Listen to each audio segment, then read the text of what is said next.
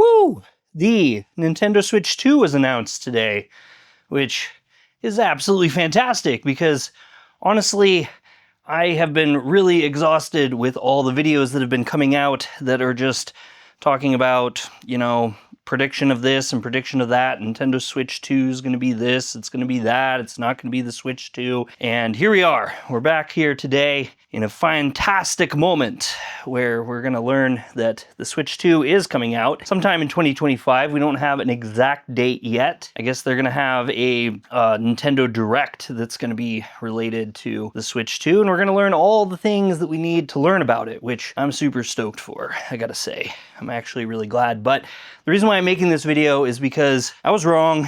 I'm going to admit that. I didn't really want to go out and try to do all these different speculations and stuff, but you guys have been asking me in live streams and stuff lately, and I've been making a couple remarks about the Switch 2. I didn't think it was going to be a Switch 2. I thought it was going to be, Nintendo was going to surprise us with something new and something different, and at the very least, I didn't think what they were going to call what they were making the Switch 2, and it is literally the Switch 2.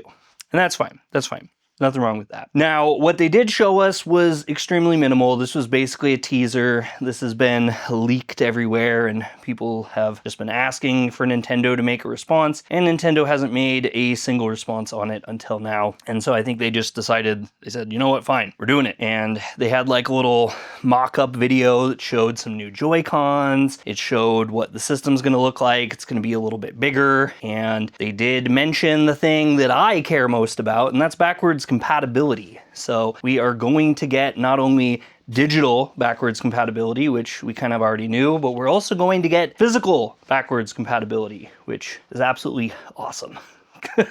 They did say, though, that with the backwards compatibility, it is not 100%, and that details would be out about that a little bit later. Now, there has been some articles that have come out that said that the Switch 2 is going to lack some features, most notably AR and a couple things that are related to the Joy-Con, and that in itself is going to make certain games for the Switch that completely relied on that not be able to work on the Switch 2, which I think is super fair, and honestly, it makes a ton of sense. I see people bitching and moaning and whining and complaining online about it, like, whoa, what do you mean not 100%? I don't really think, you're gonna just, weird JRPG or something's not gonna work on it. I think that is absolutely gonna work just fine. It's gonna be kind of the Labo stuff and maybe Ring Fit Adventures, which would be a pretty big bummer to some people, but, I'm fine with it. We have multiple Switches, and if I really need to play that game so desperately bad, I can just boot up the Switch and do that. But for everybody else, this is absolutely fantastic news, and this means that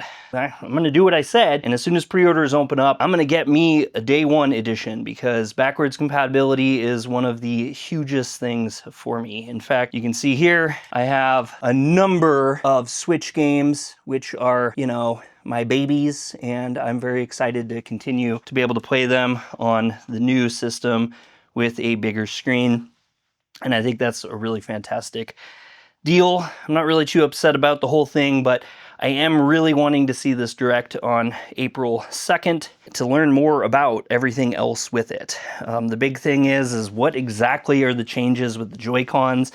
They showed some stuff, but I mean, they didn't really spell out what makes that Joy-Con different. And, while it looks physically different, is it going to have the drifting problems? That's really the number one thing. The drifting issue has been huge and widespread for way too long, and I'm really hoping that they went into some new technology with these ones. Also, things that I would like to know that are a little bit more minor is like, what's the battery life going to look like on a bigger screen? Are we getting an OLED at the very beginning? Because I love my OLED, and it would be a huge bummer if I had to go back to LCD from it, because it was such a game changer for me. Which doesn't really sound like it would be, but I don't know, the color depth and just how beautiful the screen looks was a really big deal for me. The other thing that I really want to know about the system is, are they going to use any of the NVIDIA AI technology that's been coming out? Because NVIDIA has been big on this whole thing about not really making better hardware, but making software that does AI and generates frames and increases frame rates artificially, and you know, I actually think that's kind of lame, but for a handheld system, that could be huge. We could actually look at having this thing be in 4K with full frame generation, especially NVIDIA's new 3 generated frames. How people think about that though, and what that'll look like in games is yet to be seen. Still, we wait. It's just all speculation until April 2nd. Anyway, I'm going to keep this video pretty short. I know people kind of just wanted to hear what my opinion was of it, and it's such a big thing right now. I thought that I would talk about it at least once.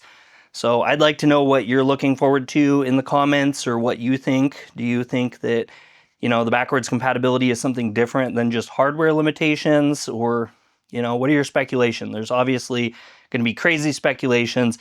And if anything, this announcement is literally just YouTube fodder for all us content creators to just go crazy with.